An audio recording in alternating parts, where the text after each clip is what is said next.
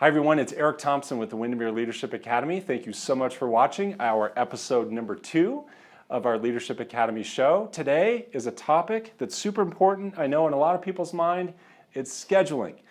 Darren Hardy is someone I follow. He is the publisher of Success Magazine, and he says he can tell a whole lot about a person by looking at two things: their checkbook and their schedule. He says, show me what's in their schedule and I can tell you what kind of success they're having. So let's take a look at our schedules. Agents, I'm guessing from time to time you feel really busy, right? You feel like there's a lot going on, there's a lot of activity in your business, sometimes that feels chaotic, and we need to get a handle on your schedule. Managers, I'm guessing that you see this a lot from your people, from your agents. You see them getting rushed and sometimes chaotic. There's a lot going on. They have a lot of activity and things are falling through the cracks. And sometimes they feel like they can't fit it all in, they can't do it all. Well, let's help them by looking at their schedule. This happened in this office just the other day. One of my agents came to me and said, oh my gosh, Eric, I'm so busy, I have so much going on, I don't know how to fit it all in. And I said, let's look at your schedule. So that's the dialogue managers you can use with your agents. Let's look at your schedule. The next thing you do is print out a blank schedule. And we're just gonna start from scratch. We're gonna build this schedule. We're gonna build it on a really strong foundation to get us teed up for success, get us teed up to have a great day, which means a great week, which means a great month, which means a great year, okay? It's 5 simple steps on how we do it. This is how it goes. Step number 1, let's block out our morning ritual. So we're gonna block out in our schedule, when is it that we will have our morning ritual? Our morning ritual is our time alone in the morning when we drink our coffee and we read or we meditate or we pray. We exercise, we stretch, we do yoga, we journal, we write affirmations, we write gratitudes, we learn by watching educational videos, we learn by listening to educational audios. Looks different for every person. It's important though that everyone does have a morning ritual to set up a great day, to get our mindset right for the day. So when does that happen in the schedule? Let's get that blocked out in the schedule. Let's make sure that that's happening every day. Step 2, let's block out our family and fun time. And doesn't this normally happen at the end? Doesn't this normally fall just at the bottom of the list? We're going to squeeze it in here and there whenever it may work, whenever we have little windows. Let's flip that around. Let's block out as much as we can family and fun time. So what are those evenings that are going to be sacred to us, where we're not going to take phone calls and we're not going to show property? What's that time in the weekend that's going to be sacred to us? Is that the Sunday afternoon that, you know what, no matter what, I'm with my family or I'm with my friends, I'm watching the game.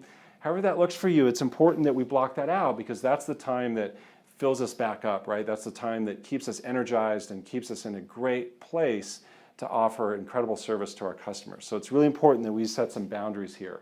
And it's important that this fall toward the top of the list. Next thing we're going to schedule and block out are standing meetings. So all of you have sales meetings in your office, whether it's once a week or once a month, maybe once a quarter.